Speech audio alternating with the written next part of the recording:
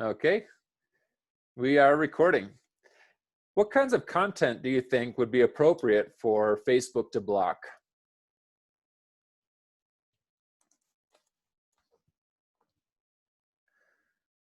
How about in the no category?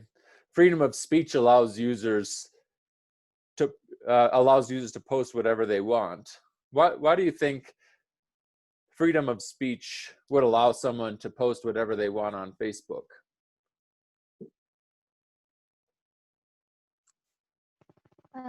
Yeah, I voted on that because I think Facebook should not just block any content.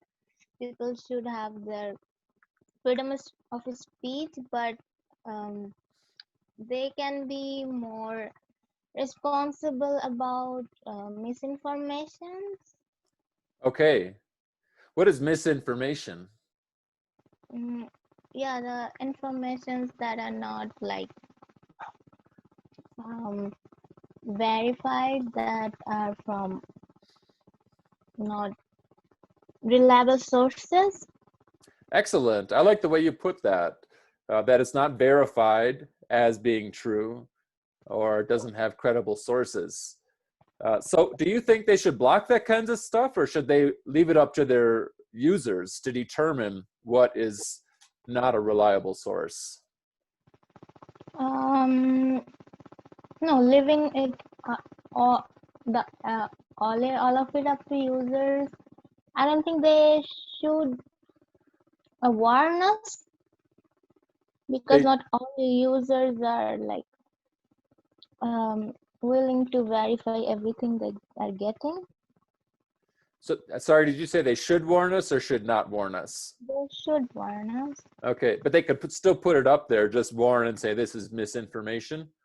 Yeah, they can like say that this may not be reliable, but people are posting this, so you can just see others' perspectives.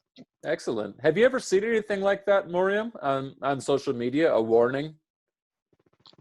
Um, Not in social media, no, but I have seen a type of warning in the Gale in context, that Mm-hmm. they warn us about that. Just because we're posting this doesn't mean we support this. This might be biased. I I really see. like that. Right. Right. Yeah, that's a new thing. They didn't used to do that. And now they're finding this balance between blocking things altogether and posting them without saying anything. And now they've started adding those labels to them. Does anybody Right. else care to? Thank you so much, Moriam. Those are very interesting insights into this issue. Does anybody else care to comment on this? Whether Facebook or any other social media companies should warn users if something is fake or block certain content, or if they should just leave it open and trust that the public can determine for themselves whether something is true or false. Yeah, I have something to say. And this is this Kamira? Yes. Yes, Kamira, what's up?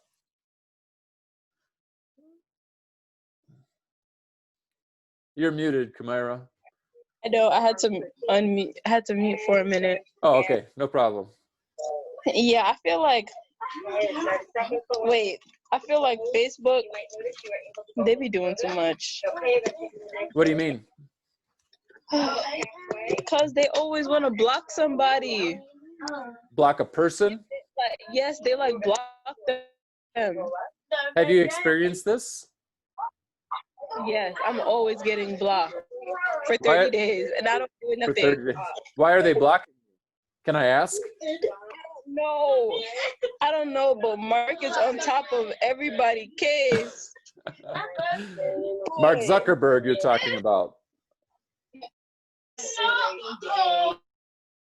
To be sure, you're talking about. I had to make account. I have 3 accounts because of him. He think that block me is gonna stop me. I'm making a new one. Do you know why you're being blocked? Every time I get blocked, it's something about I'm not following the regulations Do you know what or that whatever. is? Are you posting something inappropriate? I mean, you don't have to say if you are, but if you're willing to. I mean, I'm not inappropriate. I'm just blunt. You're what?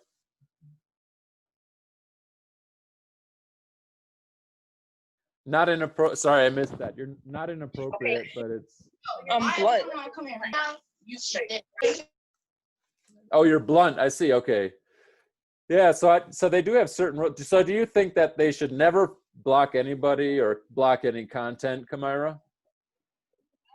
I feel like they didn't block anything because to me they be putting up stuff. They be putting up these ads.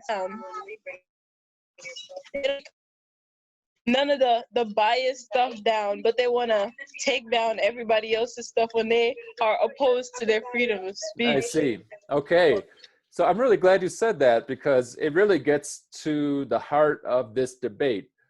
And it is a pretty popular debate nowadays as to whether they should interfere. Because the question is, how can we trust that they are going to block the right stuff?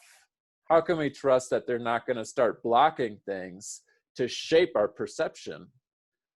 And so they could be blocking things because they don't like it, but maybe other people would, or to what extent are they blocking for some vested interest, political interest, personal interest? They could be doing so out of a prejudice or something like that, So if they have that kind of control, how do we know that they're using it responsibly? And I think that's at the heart of this question of whether Facebook should get involved in determining what's allowed and what's not allowed. And to be sure, all social media platforms have guidelines, and you agree to those terms when you create an account. But nonetheless, people are debating to what extent should they get involved in what we do. So I want to share, we're going to do a couple of breakout rooms today in talking about this. And then I also would like to preview Module 4. We're going to talk about fake news the next 2 class period on Wednesday and Thursday. And that will be the end of our unit. We'll move on to Unit 5. And then I also want to give some time for the personalized learning project. I had intended to do that Thursday. So my goal is to start that around 11, around 1 o'clock. So just to give you a sense of where we're headed, a couple of breakout rooms, and then hopefully we get time for the personalized learning project sooner than later. So the first one, I have to share my screen to show you. Okay. So I want to show you this. Facebook took down an advertisement, and it was highly contested. And you see the article headline here is Facebook says it took down Trump ads because they used a Nazi symbol. So let me show you that. That's that ad. So this is the ad that was posted in Facebook by the Trump campaign and attributed to Donald Trump. So this triangle right here is identical to the triangle that was used during World War II by Nazis to identify. You probably are familiar with the Star of David. It's a yellow star that Jews had to wear on their arms. They had to wear an armband always, identifying them as Jewish during Hitler's regime. And so, but there were other categories of people that he thought were impure. He thought that, he was obviously extremely radical, fascist, dictator, awful person. But, so he believed that only white, blonde-haired, blue-eyed people were a higher species than everybody else, and that the world would be a better place if only they existed. So he started, this is well known, he started finding people, identifying them, taking them to concentration camps, and in the end, he ended up killing maybe 10, 11 million people because he didn't believe that they fit into this higher category of human being. And Jews were targeted the most. 6 million Jews were killed in that way. but there were 5 million other people killed in that way. And the 5 million other people they could have been darker skinned, they could have been gay, and then this triangle, the red triangle. So everyone had a different way of identifying why they were being arrested and taken to a concentration camp. The Star of David, the yellow Star of David, was used to identify Jews. The red upside down triangle was used to identify political opponents of his. So if someone disagreed with the capture and killing of Jews and gay people and political prisoners, they would get that armband on them. If you wrote an article saying, I disagree with this, you get that armband, arrested, put into a concentration camp. So that was the history of that symbol. Trump, this is an advertisement, not a post from his account. And he wrote, dangerous mobs of far left groups are running through our streets and causing absolute mayhem. They are destroying our cities and rioting. It's absolute madness. It's important that every American comes together at a time like this to send a unified message that we will not stand for their radical actions any longer. We're calling on you to make a public statement and add your name. So he published this advertisement. Facebook's, after some complaints that this was a Nazi symbol used against political prisoners, Facebook took the ad down. And that's what you can see here. Facebook says it took it down because they used a Nazi symbol. However, Trump responded to that by saying, actually, this is a symbol that is used by Antifa, anti-fascists. And he frequently refers to Antifa. What he means by Antifa are people who are trying to just destroy everything and start over. However, it's very unclear what Antifa is. A lot of people don't understand what the organization is, who's leading it, what their goals are, how responsible they are for riots and so forth. So this debate has taken place that he had this ad, he paid for the ad, and then they took it down. And they said, this is a Nazi symbol. He said, but it's the same symbol used by Antifa, and it's important that people know that. So that's the issue we're talking about, because who do you trust in that case? We're going to do our first breakout room, and the question is, I'll type it into the chat room here. Should Facebook and you can think of other social media as well, remove ads like this? Why or why not? Okay. So that's your breakout room question.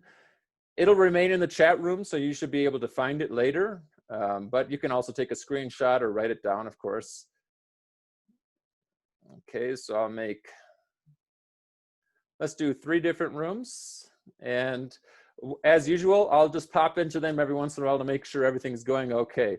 I'm going to turn my screen off, and this is one that I would prefer not to get too involved in, because hopefully you know what I'm asking, or could ask me a question right now.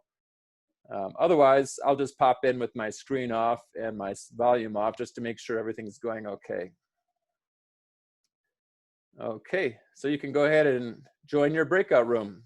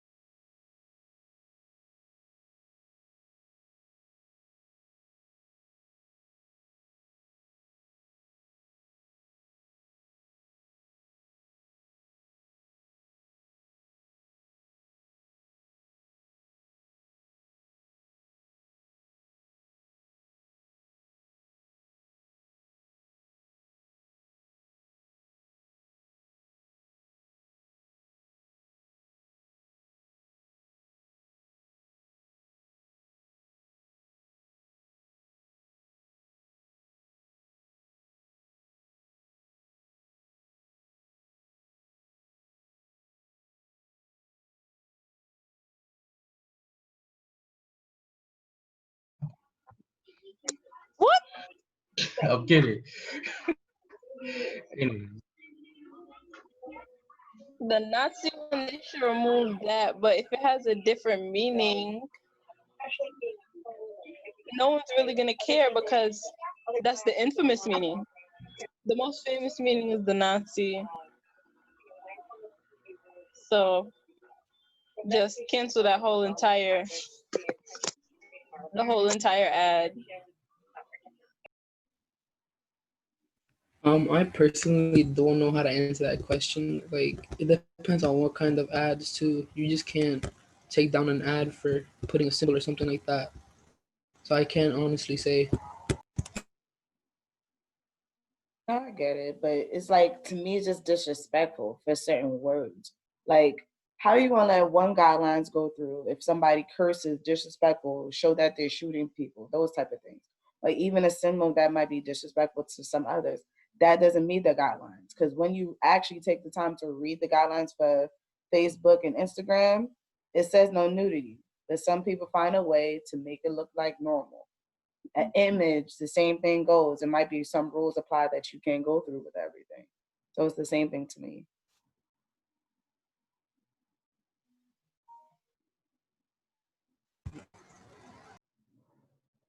You Then you'll get ads about that thing.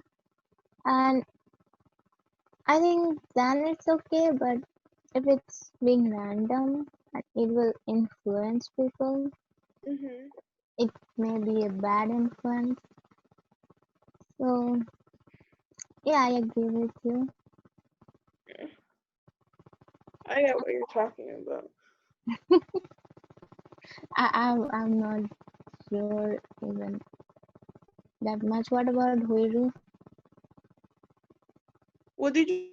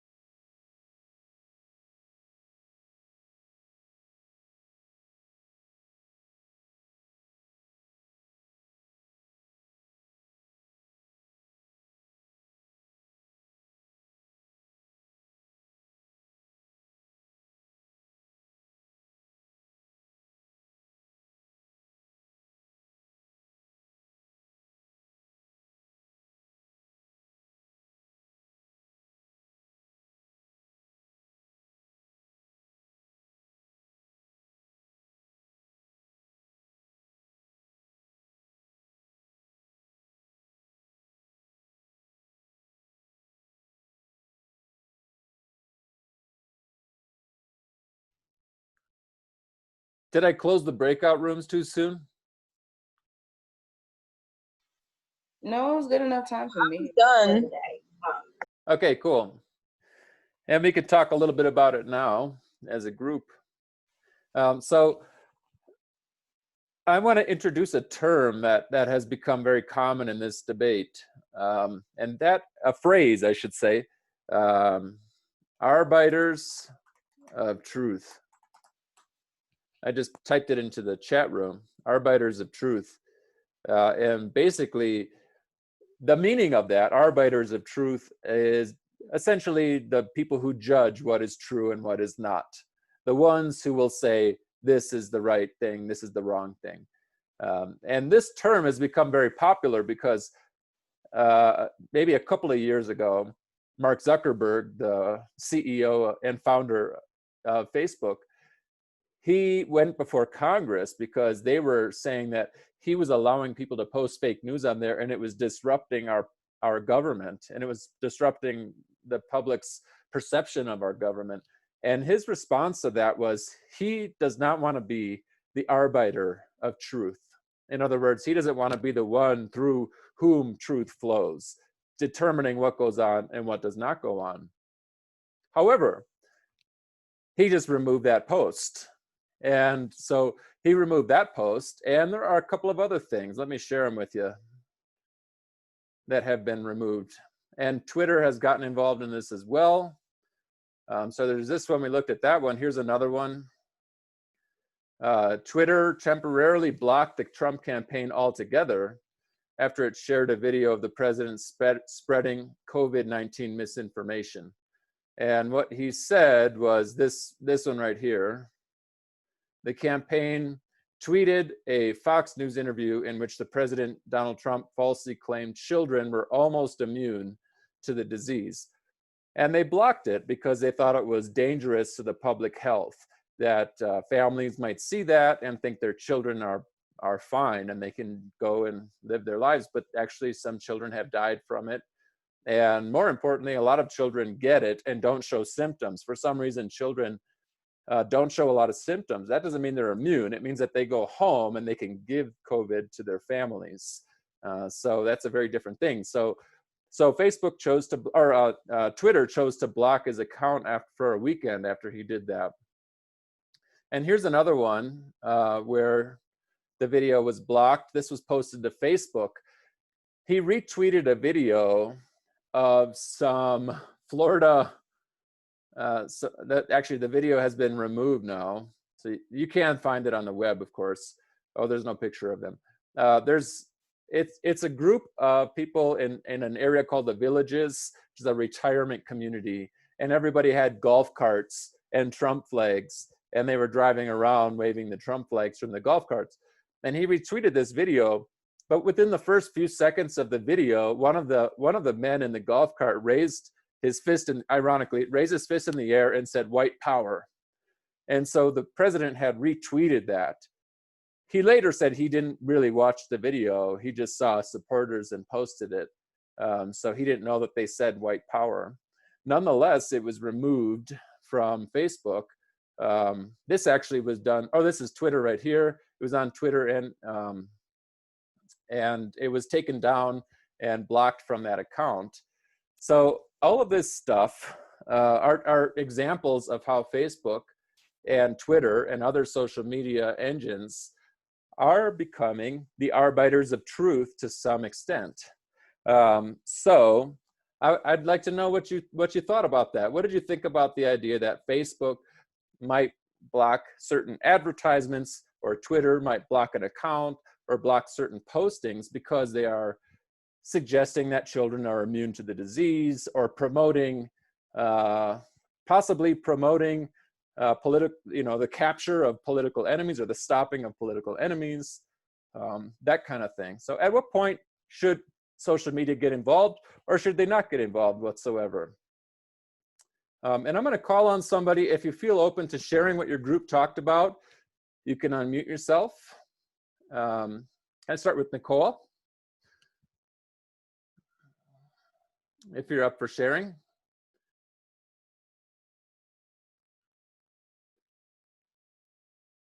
Okay, let's try Jennifer. So what do we talk about in our group? Yeah.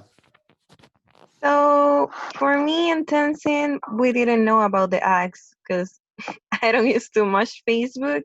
Okay. But Kimaira and Seishoni says like they should remove that. They were talking about the Nazis, but for me, I didn't know too much about the information because the only thing that I see today is that Trump is in the hospital and all that stuff. I never seen that before. Right. Yeah. And that is true, and it feels a little, if I can comment on that, even Joe Biden commented he's in a tough spot because he's campaigning against someone who is sick with COVID now. However, I hope he gets better. I hope that Trump improves, health improves. At the same time, these things are happening. He is promoting, using that Nazi symbol. He is promoting misinformation about COVID. He didn't wear a mask, and that's part of the reason he got it and got so sick from it.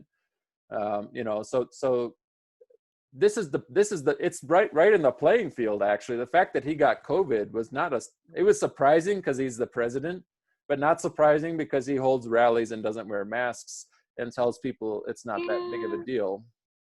I hope he gets better so he can lose the election. Exactly.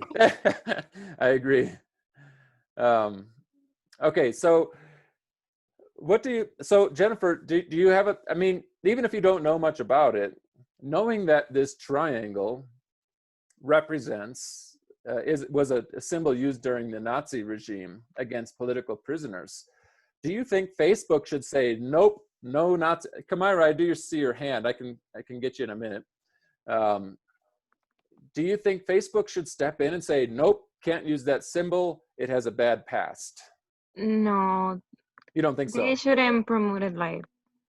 I don't Okay. think so.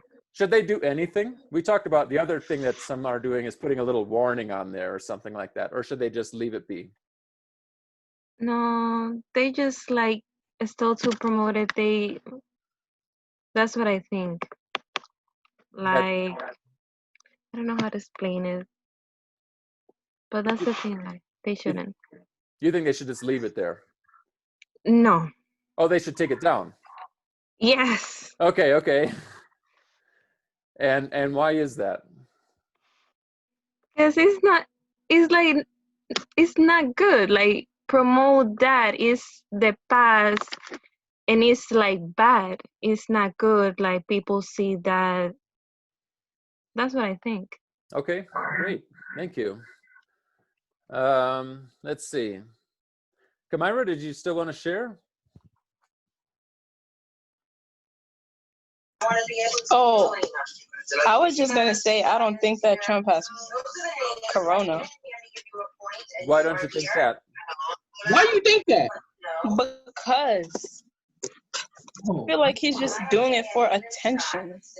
Okay. So this is actually really closely connected to what we're talking about in these units around here, because it's about the accuracy of media and the need for evidence in order to trust something. And actually what you just said, I heard from my father-in-law.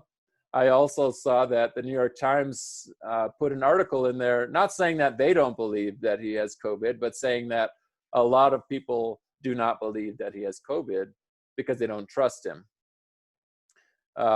Let's talk about that for a second. Is there a way that we could know? I mean, there's not a way that you can know. I got the first part of that. There's not a way that you can know, but like,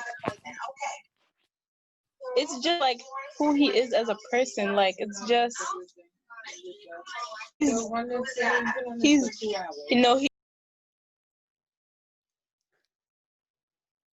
I missed that. It cut off.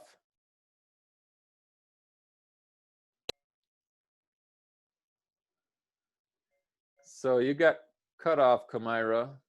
It sounded like what you were saying is that he is not a trustworthy person. And therefore, we should not trust that he has COVID. It's just who he is as a person. Yeah. He could say that for people to feel, what's it called? Empathetic, sympathy towards him. And then, okay. you know, he might get some more votes. Right, okay. So, but I'm waiting on another Simpsons episode. Does anybody else want to comment on that? Because this really is right in line with what we're talking about. It's about media. This is all about media. And the reason I did that slideshow about the philosophical concept of media is to reinforce the idea of that there is always room for lying, for cheating, for misinformation, for misinterpretation, for accidentally saying the wrong thing. All of that, there's always room for that. Whenever someone says anything or does anything or writes anything or publishes anything. And so when you hear something, you have to decide, what is the chance that this is completely false or slightly false or, half false or something like that? So would anyone else care to comment on that, whether you believe in his diagnosis?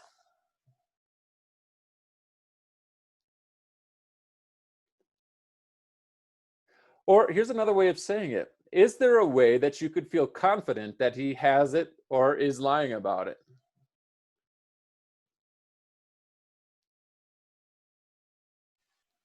I know I already responded. I put it in the chat and said Oh, you I did? do believe that he don't have it. I think he just want to have attention. The same thing with what Kamaya said.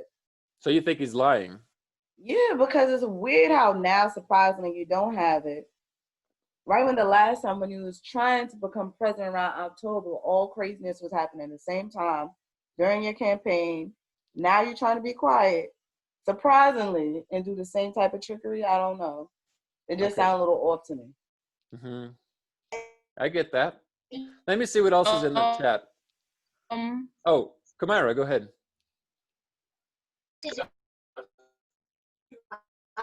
I feel like if you can you turn it down? I feel like if you were on Facebook and you have the people I have, when you was reading the comments and things that they were saying about if Trump had corona or anything, it wasn't like what they were saying. It made sense to what the ads were saying, which wasn't adding up. It made sense that he would not have it. Is that what you mean? That he didn't have it. Okay. Okay, let me see what else is in the chat room here. Zishoni, I don't know if that was meant to be read out loud, so I'm not going to unless you tell me to. You sent me a private message. It was, you know. Okay, cool. Chantel, we talked about that. I don't believe he has it. Zishoni says to everybody, why do you think that? Because we all know he hasn't worn a mask like all of us. And Arube says, I don't think he has it. Okay, so I'm gonna, as a demonstration of trying to find the truth, that's what this is all about, so it's perfect. As a demonstration, I will say, I do believe he has it. And I believe he has it because I am basing I'm basing it on the wealth of evidence that's out there.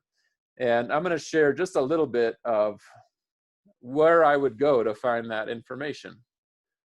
So I'm gonna first open up a new New York Times website. I trust this website.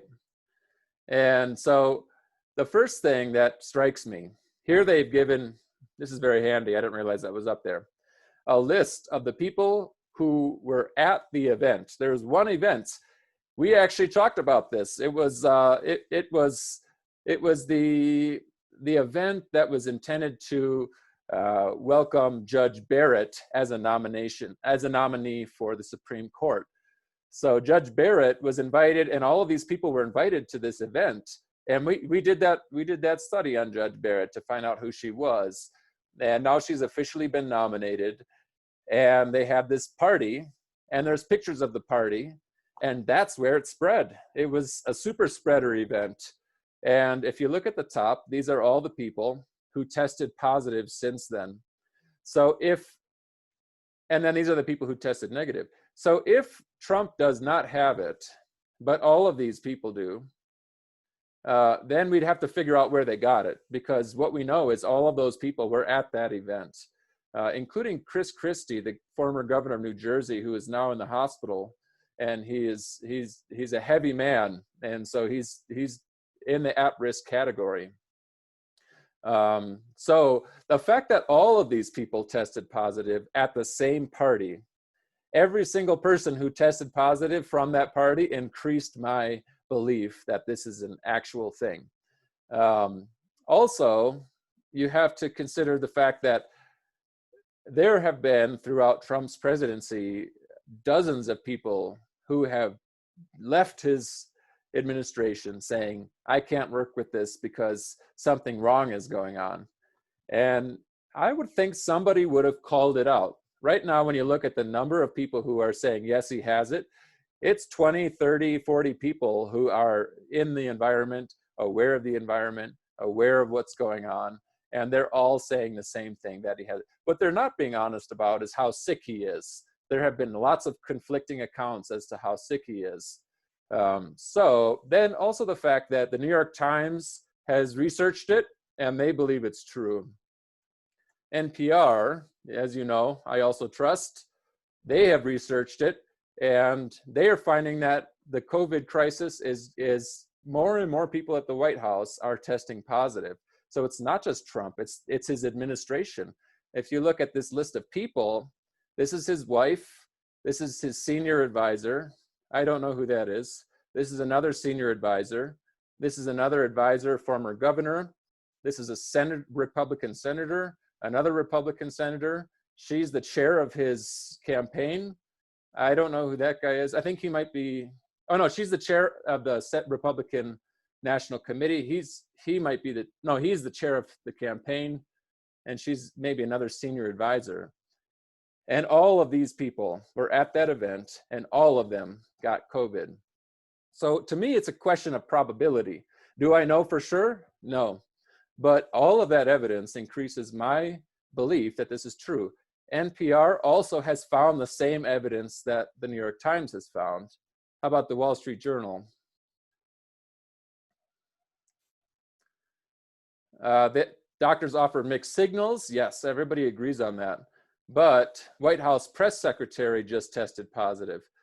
So the Wall Street Journal also believes that it's happening. You know, we can keep going. MSNBC. Does anybody not believe, any of the mainstream news sources not believe it? Here, again, they're believing it. How about Fox News? The Recovery, they believe it's also true. So if it's not true, then every major news media organization is either lying to us or has been fooled, number one. Number two, if it's not true, then all of those other people either are also lying about their COVID status, or they got it from some other place, which would be unlikely considering that one event featured all of those people there. So I say all this just to mention that be very careful about drawing conclusions unless you have thoroughly looked at all of the evidence. Because I understand if you want to keep 5% or 10% of your thinking open to the possibility that this whole thing is a hoax, I think that's okay. But just keep in mind, there is so much evidence at this point that you're kind of talking about a conspiracy theory. You're saying there is a reasonable story that would say that he's lying, but we don't have any evidence. And that's a conspiracy theory. And we are going to talk about that later in the class. Conspiracy theory, there's another conspiracy theory saying that George W. Bush ordered the 9/11 attacks. And he actually was in communication with Osama bin Laden, and he told him, why don't you attack our own country, and that will increase my popularity because I will be the hero who saves everybody. There is no evidence for that. That's called a conspiracy theory. There's a conspiracy theory that Bill Gates invented coronavirus because that way he could create a vaccine and put a little computer chip in the vaccine, and then we could inject it into our skin, and then he could track every movement that we make because all of us would be injected with this computer chip. Is there evidence? No. So a conspiracy theory is a story that you could believe because when you think about it, it's like, yeah, I guess that could happen. But you need evidence in order for it to stand up to the test of critical thinking. So I don't mean to shoot anybody down. I just want to say, you know, in the context of critical thinking, there is no ground to stand on for the statement that Trump is faking it, because there's no evidence. There's only narrative. There's only story, and a story is not evidence. You know, you could say that Trump's actually not even a real person. This is a historic, you know, they created a computer image of this man just to make us all angry. That's a story. Maybe it's believable. There's no evidence for it. So you could say anything you want, literally anything you want, and if people believe it, it's a conspiracy theory, and it can gain traction. But they can be very dangerous. So I say that just to be cautious. And again, if you want to leave a little part of your brain that says maybe he's lying, you know, I think that's fair. But if you want to go with the conspiracy theory route, just know that you're going that route, and not the critical thinking route. Okay, so there was also yeah. So let me shift a little bit. Did you want to comment? Anyone want to comment? I just talked a lot. And I never mean to shoot anyone down, but I do need to identify the difference between critical thinking and conspiracy theories. Nah, you're good. Go ahead, I Shin. was just gonna say one thing though, because the only thing is just one thing. It's not that what I was talking to you about. Okay. My thing is do. it goes back to what you were saying, Professor, with the fact of the proof. Where's the proof of his actually being sick, of anything actually wrong with him? That's the thing that I'm like Right. worried about. What is the symptoms, the fact that he has it? I'm gonna Nobody really knows the symptoms. Nobody knows those facts, and I guess they're either trying to hide it because they're not trying to expose him. But that's the major fact that makes me be like, okay, is it true or not? Because Right. my mother works in the hospital. I already hear the cases that she deals with on the daily of people that she's worked with, and all the complications of what happens and all the things that happens with them. So that's the thing that I'm like, which one is it? Is he sick? Do you have a headache? Is he nauseated? Can he eat? What is he drinking? What vitamins is he taking? What medication is he taking? None of that information is out. Right. So first of all, let me tell your mom thank you. I consider her to be a hero in this time period. It's an amazing thing to go into a hospital during a pandemic and work there. So tell her thank you from me if you don't mind. No problem. Most of my family is in the health field, so that's amazing. Ain't one of us is like all of us. Wow, that's amazing. So I typed, and Kamaira, I see that you have something to say. We'll come back to you in a second. I typed a word into the chat room, corroboration. And well, let's first talk about corroboration. Corroboration is when you hear a story and then you look to see if other people can say that that's true. And that's why I looked at all of those news media sites. A newspaper hires people to go on the ground and find out information. So there's a huge gap between what they're doing and what we're seeing. We see a website and it's flashy, interesting videos, all this stuff. But really what the New York Times is mostly is journalists all around the world. They're all over the place. They don't sit in offices in New York. Some of them do, but quite a lot of their employees are in Washington, New York, LA, Chicago, Beijing, Berlin, London. They have people living all around the world to be able to be there. So if something happens, they can be there. When the explosion happened in Beirut, they went there. And they actually sent a New York Times reporter there to ask people questions and look at the evidence and all that kind of thing. That's just one person. Wall Street Journal does the same. National Public Radio does the same. And when all of these people send all of their journalists to go find information and they all say the same thing, that's called corroboration. They're corroborating their story. They're finding other people saying, yes, I agree, yes, I agree, yes, I agree. So that's one really important aspect of proof. It's not proof. It increases the probability that the story is true.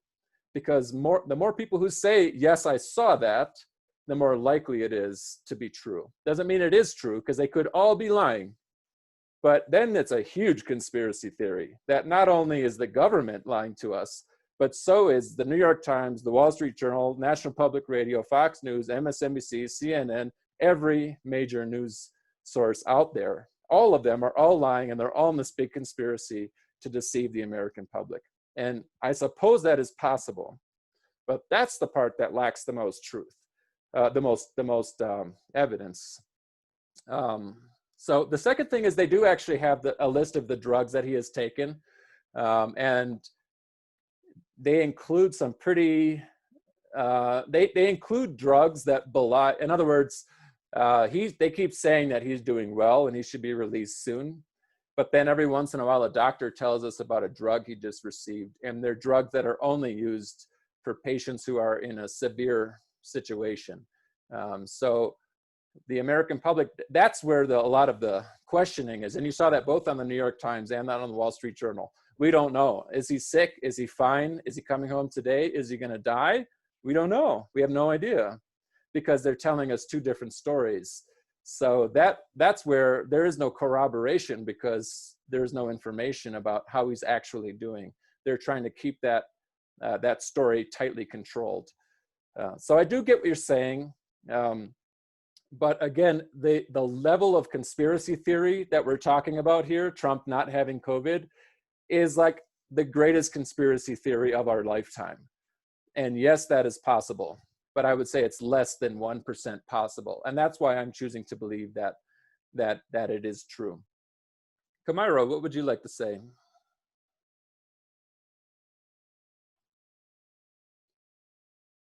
Are you there, Kamira? Hope I didn't lose you. Okay, well, maybe we can come back to it. Okay, so getting back to our issue for today briefly, I want to share a couple of, have you heard of the term, I'm going to type another term in here, cancel culture. And this is back on the subject of whether social media should get involved and become arbiters of truth. But it's actually now shifting over to what extent should we revise our culture so that it is appropriate for everyone, and everyone thinks that it's represented in a positive way. Let me show you what I mean. Just a few examples of things.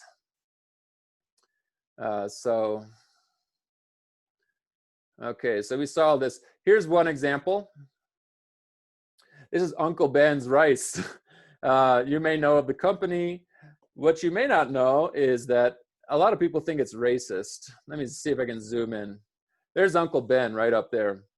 And this company was founded a long time ago, and it strongly suggests that Uncle Ben is the help. He is the black old man who lives in the white rich people's house. Is he a slave? Maybe. Is he is there some other mistreatment going on? Maybe. But he makes great rice, so we love it. So a lot of people have said this is an awful depiction of African Americans, and it's a celebration of white superiority by putting a black older man in the kitchen. So Uncle Ben's is going to change their name. They're actually going to change their name to, I think they're going to call it Ben's Rice. And they also, this is kind of, if you scroll down to the bottom of this page, one thing I was just looking around their website, and what did I find? I found, there it is, the Modern Slavery Act. And I was like, what in the world is that? And here they are, some of you may be interested in this because it connects to your personalized learning projects. So here he's talking about Modern Slavery Act statement. And a lot of this is about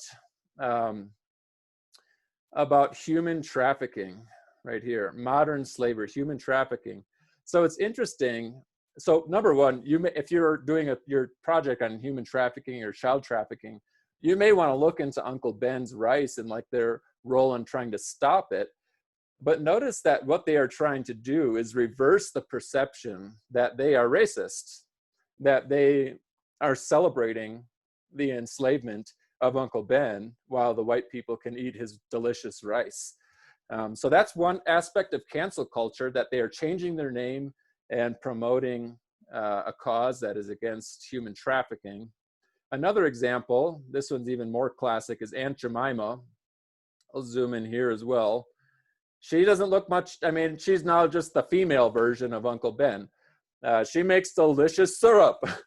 And so, so a lot of people think that this is very inappropriate. Hey, I got a comment on that. Yeah, let's hear it. That syrup is delicious. You could put that on waffles, eggs, bacon. Yeah, it's true. Absolutely. And so, no one denying that's, the syrup is delicious. It's just that people are saying, maybe we need to stop putting people who used to be slaves or household servants of white people on top of boxes and calling them our aunt and uncle, when they're not. They're our hired help. So Aunt Jemima has become under fire, and they are going to change their name as well. Sorry about that. There's your morning view of pancakes. And then yet one more here is the Washington football team. If you follow sports at all, you may know that they used to be the Washington Redskins. And that a lot of people saw that as inappropriate because it's an American Indian name and it's called a Redskin. So imagine if you had a team called the Blackskins or the Brownskins or even the Whiteskins. You know, we don't really refer to teams by the color of their skin anymore, or people by the, you know, as a celebratory thing. And yet the Redskins, people were cheering for the Redskins, and they were have tomahawks and using Native American chants when not very many of them are American Indian. So they've actually dropped their name altogether. This is their their website, Washington Football Team, and they are no longer the Redskins. So we're going to do one more breakout room, and it's about cancel culture. So cancel culture is it's actually used by people who are opponents of cancel culture. They think that by changing Uncle Ben and Aunt Jemima and Washington Redskins, it's just a name. You're not changing anything. Whereas the people who support the changing of those names are saying that it's not just cancel culture, it's trying to atone for, or to change the perception of who we are now based on addressing the problems of our past. And one of those problems is we are racist, and all three of those examples demonstrate that. And that's our past. And if we want to move on from that past, we should start by not being racist right now and calling our syrup Aunt Jemima after the hired help. So this is a really contentious issue, and it does cross political boundaries. It's not just left and right, although there are some trends. So my question to you is, let's see. Should we cancel negative echoes of our past? Why or why not? And I wanted to get to our personalized learning project by 11. Running a little slow, but let's do like 3 or 4 minutes chatting about this in the breakout room, and then we'll talk as a class, and then we can start our personalized learning project stuff. So let's get a breakout rooms going.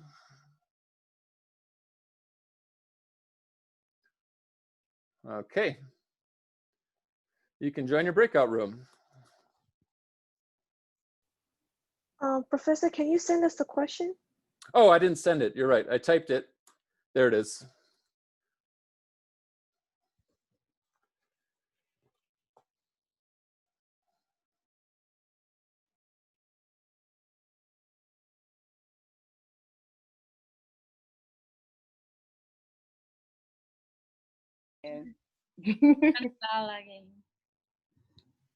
Kamara, what you think about cancel culture now?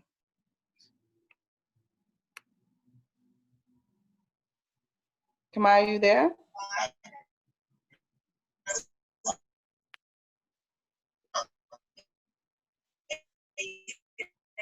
I think did it like I don't know how to say it. So someone else go. For me, I don't know. The best way I always laugh at, and I think of cancel culture, I think of Kanye because of all the crazy things that he's been doing, like peeing on the Grammy, saying all those crazy things and saying that he likes Trump and saying that he wants to go for president, knowing that he's not capable mentally to be prepared for some of those things. So that's how I just feel about cancel culture. It's like, honestly, is you don't give a person a chance. Because if you think about the person that you was 15, 16, in today's society, you'll be canceled for doing half the things you did back then versus the person you are today. So it doesn't even make sense to cancel people because it's not realistic. That's how I see it. Nicole?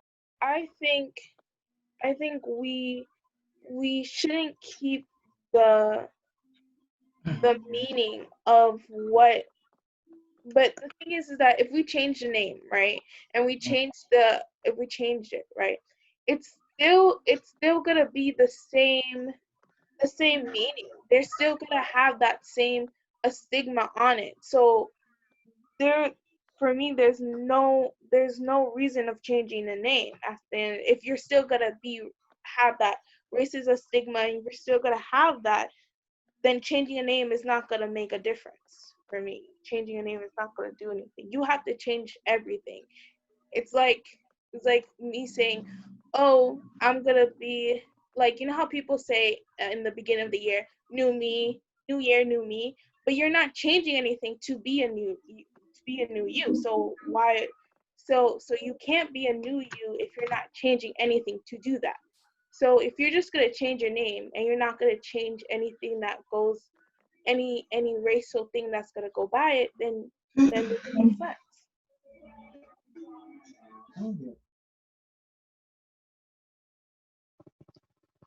Professor, we're done talking.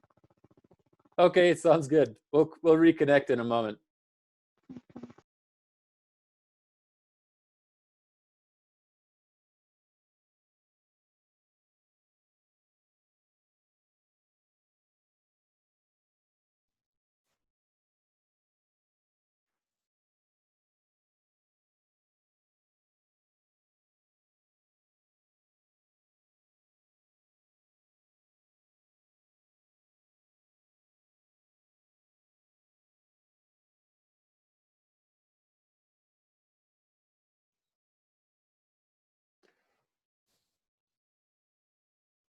Should be a few more seconds and the other groups will be back.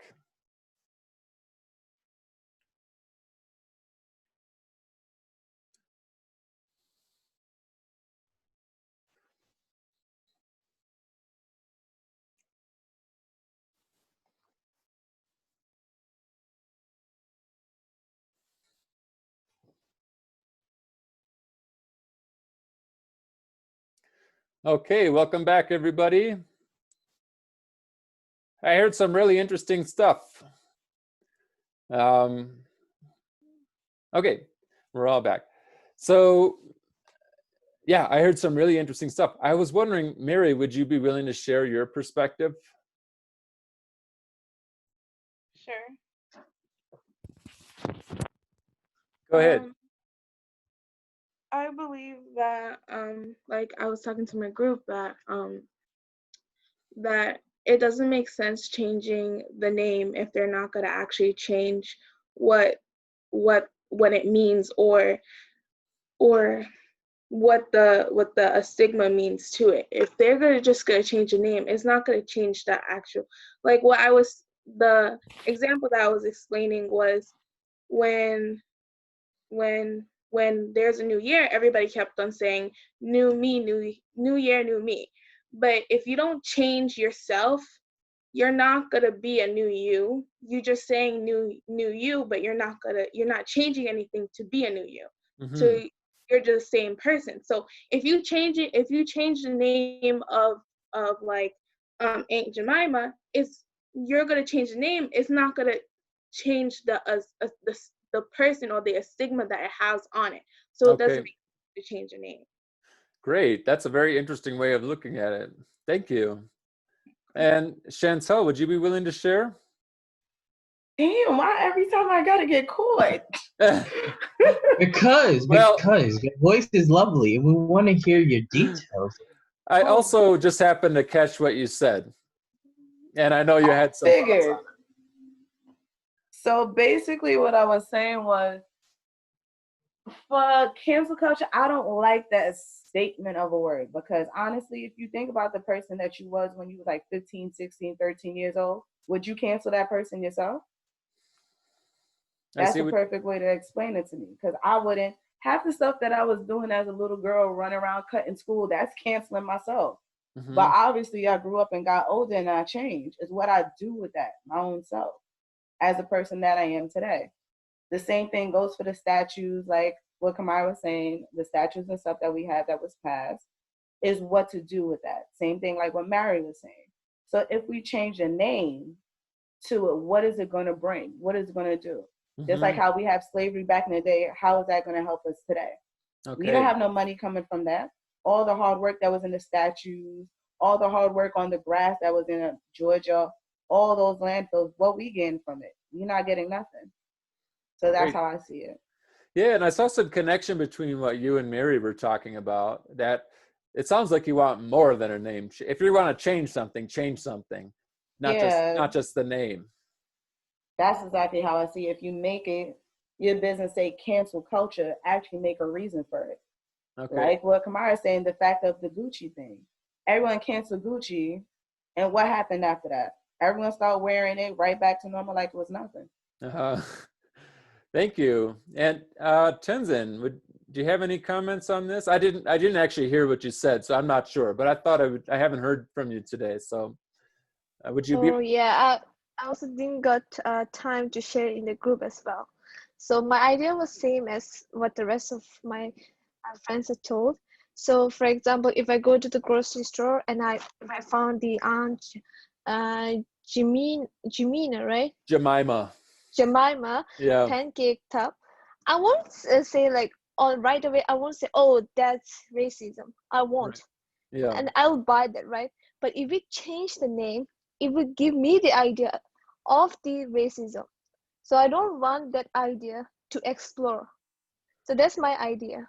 So it creates. So it brings the idea. It creates into your attention. mind? Yeah, exactly. Okay. It brings the idea because for us, we for example, to me personally, I didn't face any racism or any tension of my culture when I am in a foreign country, right?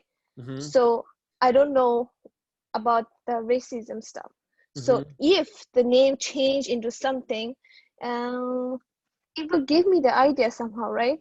Mm-hmm. So I don't want to change. I don't want the Aunt Jemima to be something else that gives me the idea of the racism. I see. I don't want that. Yeah. Great. Very interesting. Thank you. Zishoni, do you have any interest in sharing either what you think or what your group talked about? I agree with shoot, I forgot the other person's name, but she already knows I agree with her. I ain't disagree with nobody. So you also I got think nothing. we should not cancel these things? Nah, I don't think don't so. change the No, name. 'cause if we change something, it's gonna be like a whole issue towards everyone who thought, oh, why would you change this? You know, this name been here for a couple of good 2 years or a long time. So yeah. Great, thank you. But I'm gonna ask one more question because we've talked mostly about Aunt Jemima in this conversation. What about the Redskins? What about a football team called, because American Indians were called Reds. They, the way that, race, everybody has a racial slur. And so that was one of their racial slurs was the Reds. And so the Redskins is directly referring to the color of their skin.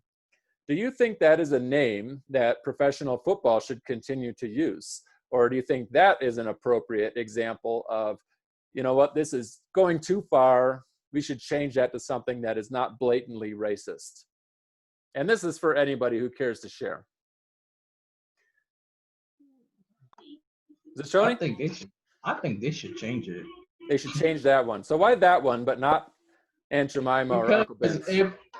Because if it has the same, if your skin is red, then why is your team name is red instead? Because it sounds like disrespectful. And I think you want to change the Redskins, but not Aunt Jemima. Oh, here we go. You want to say something? I'm sorry, but it's really getting to me. Like,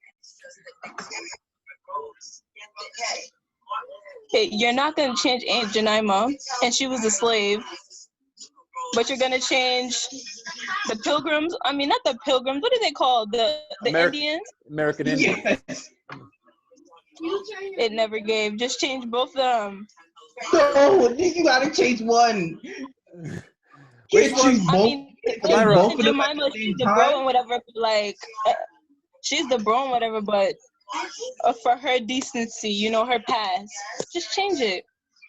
So, Kamira, do you think that all three of those should be changed, or any? I'm not sure, but Wait, what was the third one?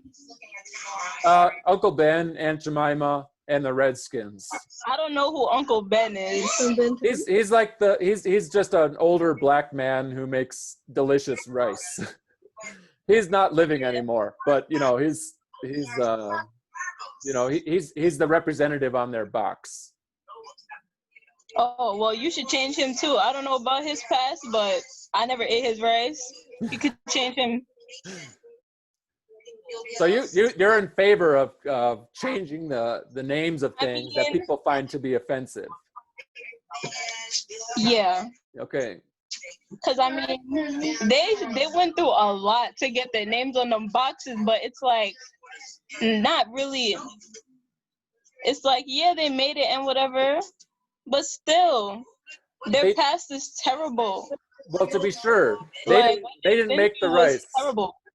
Ben didn't make the rice. Jemima didn't make the He syrup. did it. Rich white people did, and they named it after their servants. They just put the face to So the why name. would That they was put it. their rich white faces on there if that was the case? Because They, they- they, because wanted they don't to do it. wanna They wanted show to their make profit face. and money off of it. That's the reason why they put the So face on time it. out, they That's want it. to profit their money off the black people. That's But the they use them as reason. slaves. That's the reason, obviously. Hunger Games. Honestly, I'm kind of the opposite. For the Redskins, I think you could change it.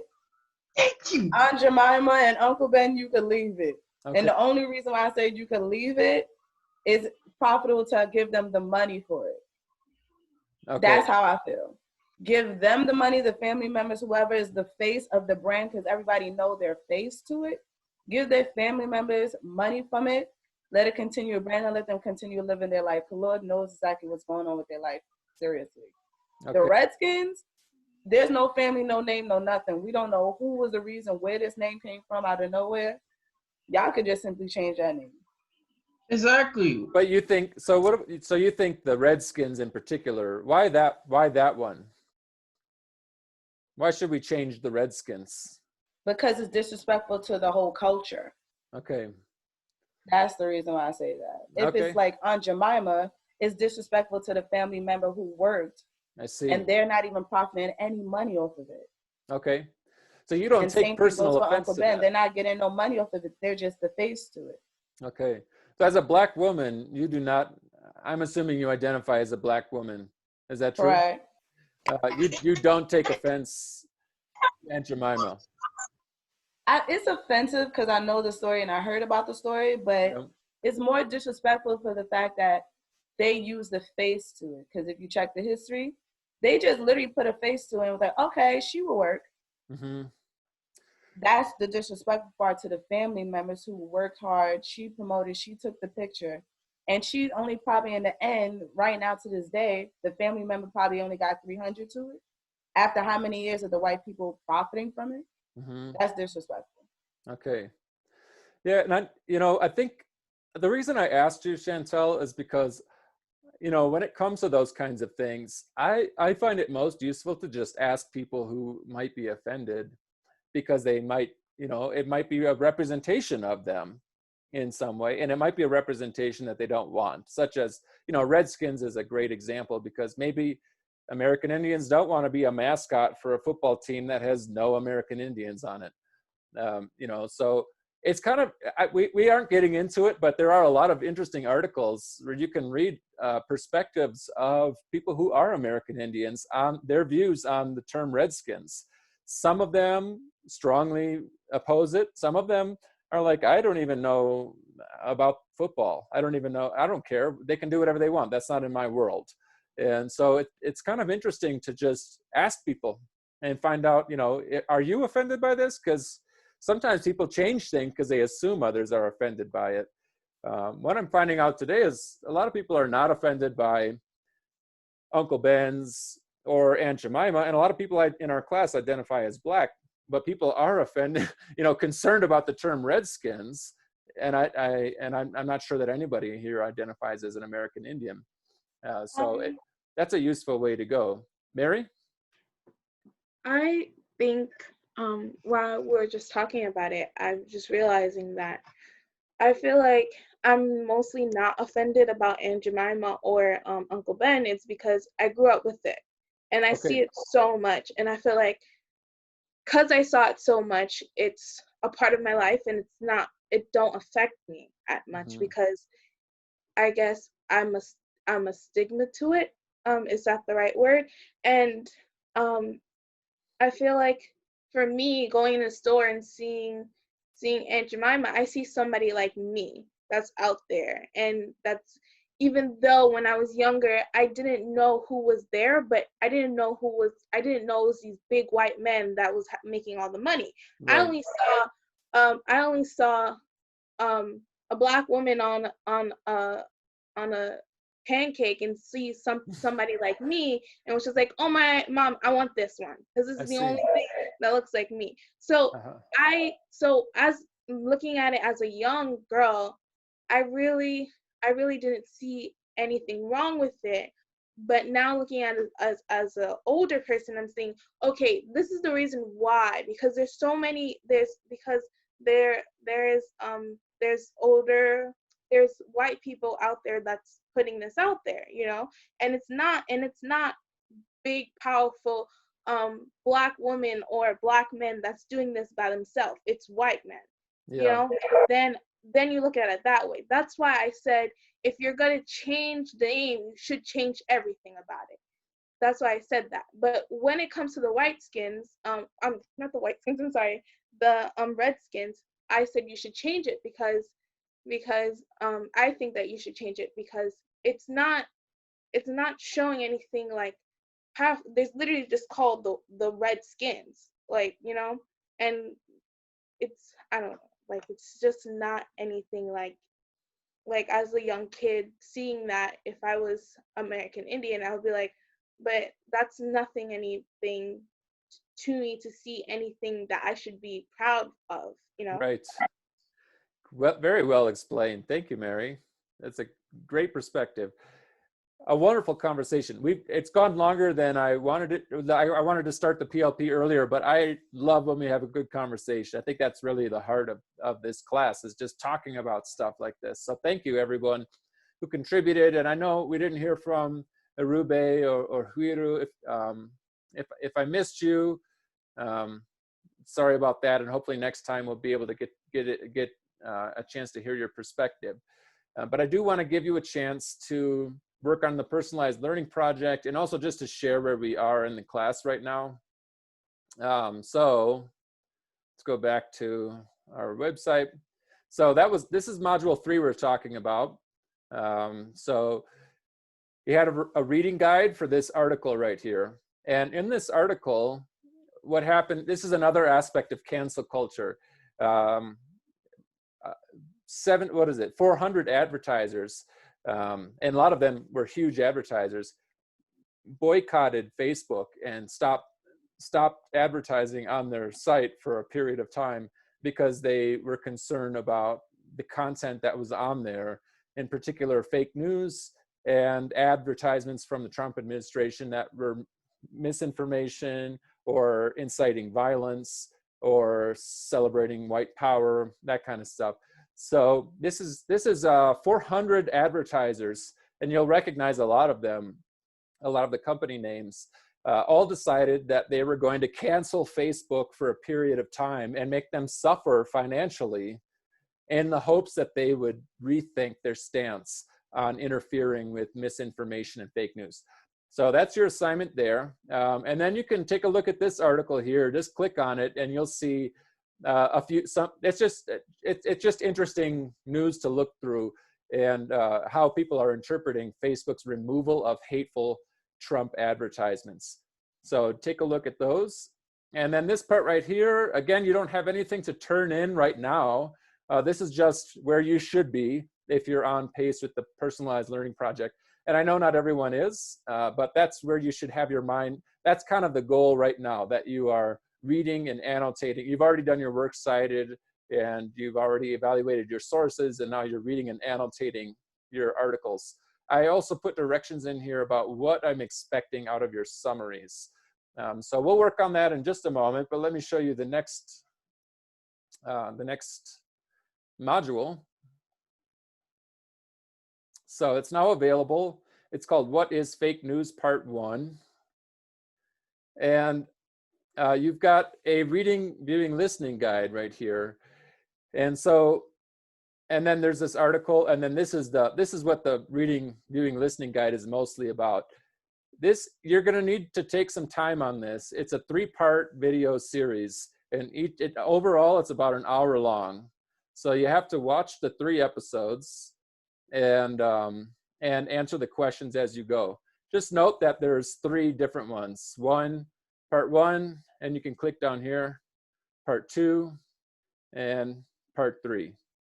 And you can learn, I mean, you will really have a very good understanding of fake news by the end of that. And it's very interesting. So don't worry, you know, it's not like an hour of boring stuff. It's very well produced, and it will open your eyes a little bit if you're not already aware of what fake news, where it comes from, and what its purpose is, and how it's different from a lot of other things that are called fake news these days. It's a very specific thing, and we're going to talk about that on Wednesday. So I know that some of you are a bit behind, but I would ask that you try to make sure you get through this assignment, just because we're going to dive right into fake news on Wednesday. And it would be helpful if you had that in mind, if you knew exactly what we were referring to. Okay, so the personalized learning project, we're going to do another. Sounds good, Zashoni. We'll do another deep work period, and just like last time, I thought that worked really well. I'll give you the opportunity to work in a breakout room if you would like. We're only going to have about 20 minutes, if that. So actually probably a little less, so about 15 minutes. So if you have a question, I would raise your hand as soon as possible. And if you want to show me something, I'd love to see it. You know, so whatever you want to share with me, I want to see if you're on the right track. If you have a question, I want to answer it. I'm going to try and limit sounds good, Arube. I'm going to try and limit my time with each student to about 3 or 4 minutes, because that way I could meet with maybe 4 or maybe even 5 students during this time.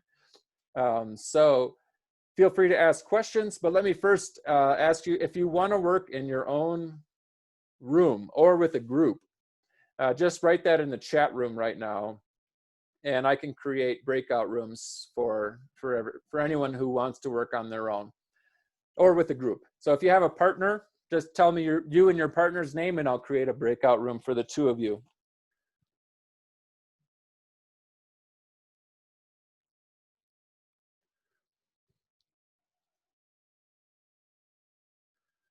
Okay, I got one breakout room. Anybody else?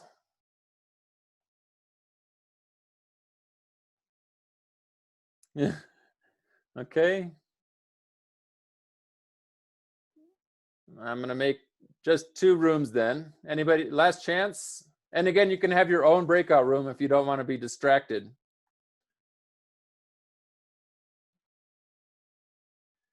Okay, there will be 2 rooms. Oops. There will be 3 rooms. Anybody else? Okay. All right, so before, all right. And then we've got these 2. So breakout room 3, you just stay in this room. If you did not ask to be in your own breakout room, just don't join one. So here they come.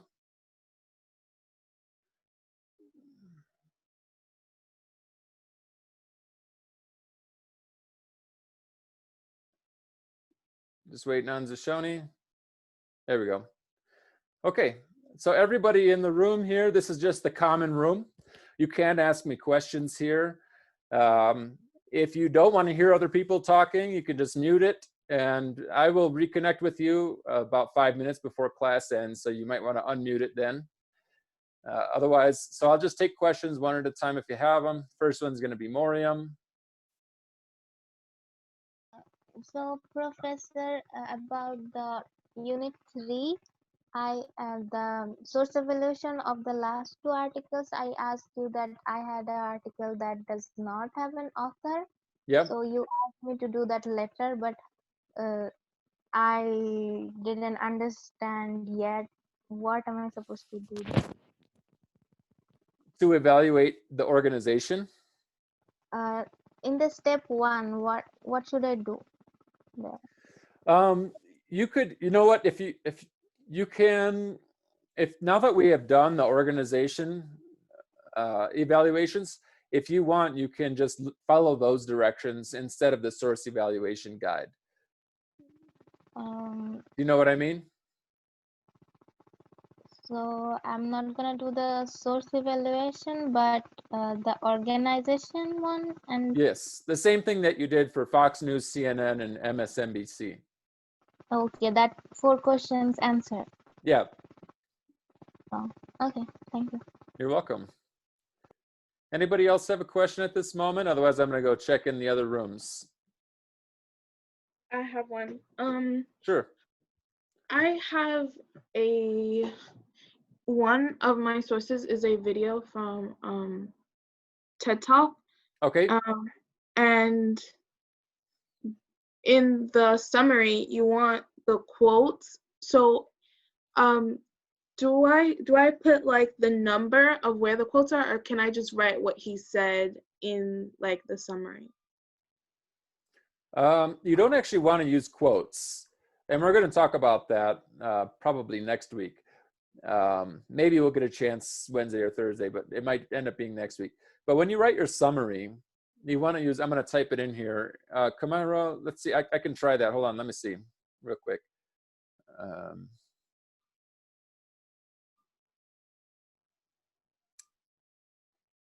Let's see.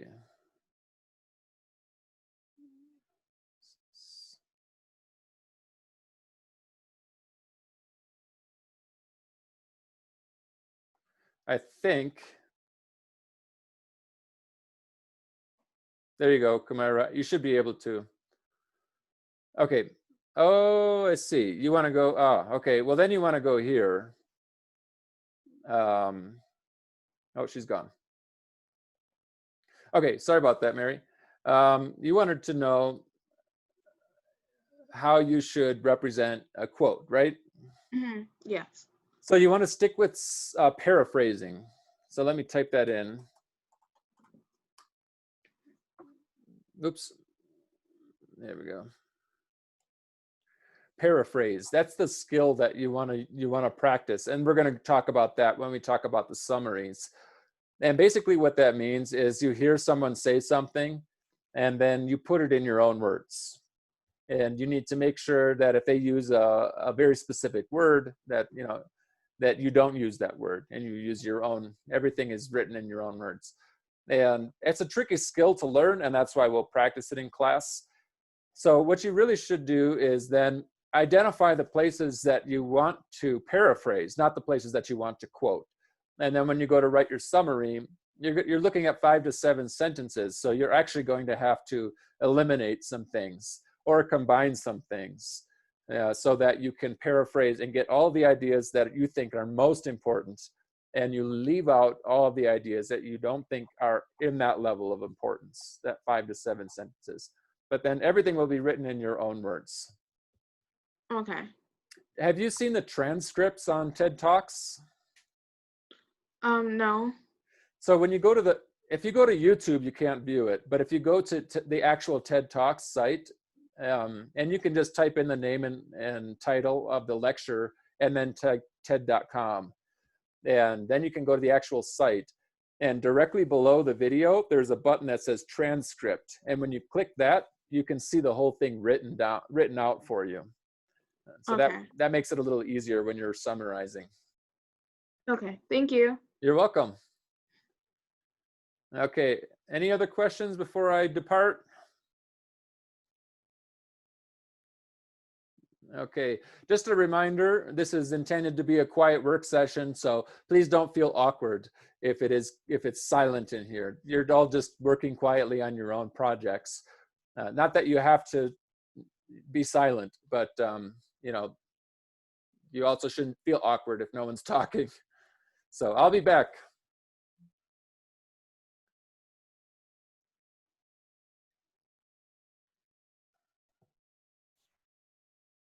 Kumaira, I missed your request to be with Chantel and Zashoni until after I created your breakout room. Do you want me to change it?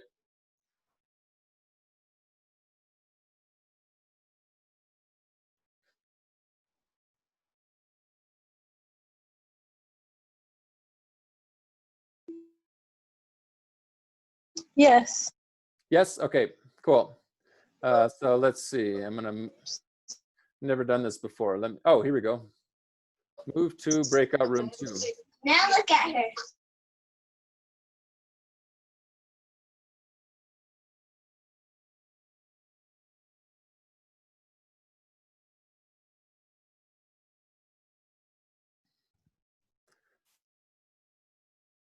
Hi, Tenzin.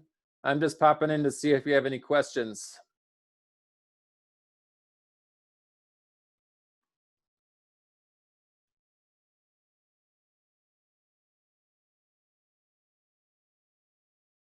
Or maybe no one's in here. Is anyone in here? Ah,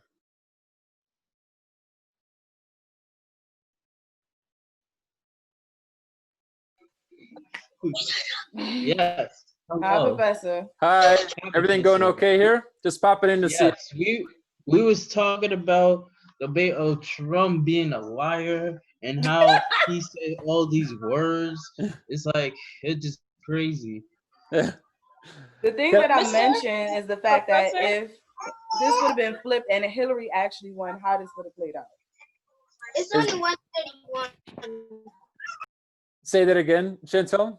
What I was saying was, stop making that face. If this would have played out differently if Hillary won, I see. that's one thing that I was like, that would probably be interesting. The fact, the only thing I could think that probably would have changed is she would have actually tell us, oh, Corona is going on, it's serious, Yeah. protect yourself. Right. But for the unemployment of the money part, I don't think she would have did that. Yeah. I don't think she would have gave that much. Right. I don't know. Yeah. I don't think it even landed on his desk because the House and the Senate, the House is run by Democrats, the Senate's run by Republicans, Yeah. and they both came up with a plan and they both rejected the other plan. And so Trump never actually even saw the deal on his desk. But yeah, I know what you mean. They seem similar. But I would bet if Hillary were president, we wouldn't have detention camps on the southern border. And I My would vote bet, was Hillary all along. yeah, mine too. I wanted to see how Hillary would treat us better than Trump. If Yeah. she was better than Trump, then I would respect her either way. Because we have no woman in that White House for Yeah. so long. Ever. But So they it- never was going to probably allow her as president.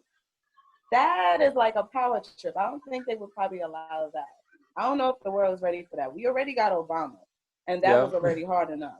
Obama was the best. Like, No, listen what I'm saying. The fact that we have Obama as president, as a black president, people was making jokes for years talking about it's going to be cookouts and all that type of stuff for a black president. you can't lie. You cannot lie. You do know it was Exactly. cookouts. So much more they ready for a president that is a female. They've been making jokes for years about that. I don't know Yeah. if the world was ready for that part. I sure hope so. I I mean, didn't if think you think about it, there was a female president before Hillary. Before, if you think about it, because remember that president who was in a wheelchair? FDR? Yeah, him. I know his wife was holding it down Yeah. because without her, bro, I don't know what. You're right. A lot of people wonder that if his wife was involved because he was president for 16 years and he had polio in the end. So a lot of people did think that his wife was involved. Most likely she would have to.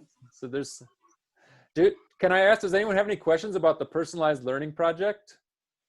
Me? Wait, no, I don't have one about the personal learning project. I have one about the thingy. You know the thingy that we were doing with Which the one? news article. With the The Oh, assignment? you mean the fake article that we news were articles, where you was like how we have to write something about the news articles. I don't know. I don't understand the shock value. Oh, shock value. Shock value is when you try to get people to click on something because something is shocking. So they might say, man found running down the street with no clothes on. And people are like, what? And they click on it. Or like, a crocodile ate a giraffe. And you're like, what? And you click on it. But So what if they don't shock me, but they shock everyone else? Would that be shock value? it's all about intent. What is their intention? The intention of a journalist should be to inform people about things that are most important. Is it important that what a crocodile ate? No. Is it interesting? Yeah, it's very interesting. And it's shocking, especially if they have a video of it. So it's not to say that you can't ever have anything shocking. The news is sometimes shocking. That Trump had COVID was shocking. So that's not, even though it was shocking, it's not shock value. It's actually important news, very important news. But it's when something's not very important and yet it's on the front page and there's a video of it.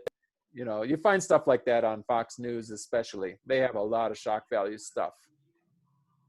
Like So, when shock value is the fact of somebody saying that the world's flat. yeah, there was a lot of talk. Who I was heard it? about that. Jeff Somebody Curry. said the world was flat, and I was like, "How's the world flat? By looking up the air or something?" They said, "Yeah." I was like, "Wow." I said, must be really dumb." I had Steph to argue with Curry. my science teacher in middle school. She said the world was flat. I was like, "Oh wow!" I can't believe my science teacher said Nah, that. she wasn't a real teacher because I know, what? and I said, "I know I'm not supposed to be in this class."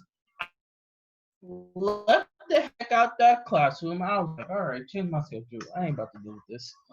Next minute, I found out she said, listen, I have an issue with him. He said the world was circle. I was like, wow. I Because you gotta can go back. see, as you can see, our system is right next to the moon and close to Mars and vinegar. Listen, I'm worse at science right now. Leave me Venus. alone. I haven't been like a year. So we are close to every system we can go to, but the closest one is the moon. Okay. Yeah, you lost you- me. I gotta jump out because I gotta check on the other groups. But we're gonna close up in just a minute. Okay. I'll see you guys in a bit. I have a question. Okay, gotcha.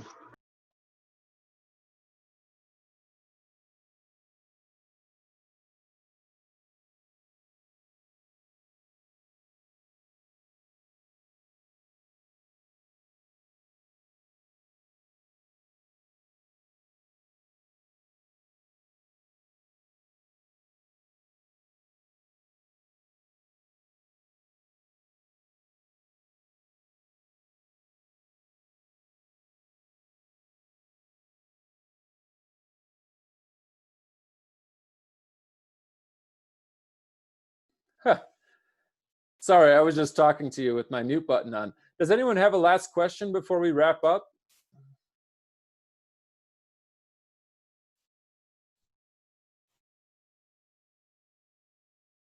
Okay, great.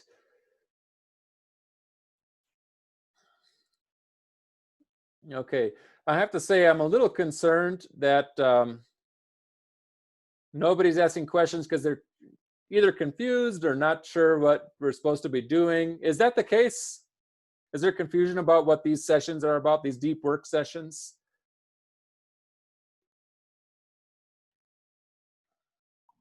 For me, I have no. I'm not like I understood fully what you are trying to say about the deep work. I have no problem with it. Okay, excellent, good. Thank you. So I just want to make sure they are useful to everyone. And I want to try doing it again and hopefully having more than 20 minutes next time. And the main goal of that is for us to do one-on-one. And I'll say that I did not see anybody's stuff today I answered Mary's question about summarizing a YouTube or a TED Talks video. So if you ever have questions while you're working on this, please do let me know. If you're just working and things are going well, that's great. There's no problem with that, obviously. So we have our next class on Wednesday. Just a heads up, and it came to mind, a week from today on Monday is Indigenous Peoples Day, formerly known as Columbus Day. And we don't have class on that day. So we've got... Wait. So we Yeah. got class on Tuesday again. Knew it. No, we don't, actually, because they gave us that extra Tuesday before. So we're good. We just have the day off. Wow. That extra Monday, I should say. So this week we've got Wednesday and Thursday, And then next week, we've got Wednesday and Thursday. And I mentioned that because that's just 4 days between now and 2 weeks from today. So there's a lot of stuff that you all have to get done. If you have any questions, please do reach out to me by Remind or email, and I'd be happy to help you. But make sure you keep up with the assignments and also the PLP. We are just about ready to turn to the study of logic, and that will require your attention. It's very interesting, but also very challenging. I think you'll enjoy it and struggle with it. So you really want to be able to give it your full attention. And that is all for today. I know that one person's sticking around to chat with me. If anybody else is, you can let me know in the chat room. Send a private message if you want, or just unmute yourself and let me know. For everybody else, have a wonderful Monday, and I'll see you in a couple days. Yeah, skedaddle, y'all. Hasta luego. All right. You too, Kamar. Hasta luego. Okay, we're just down to Kamara. Do you have a question? Okay, I'm going to stop recording.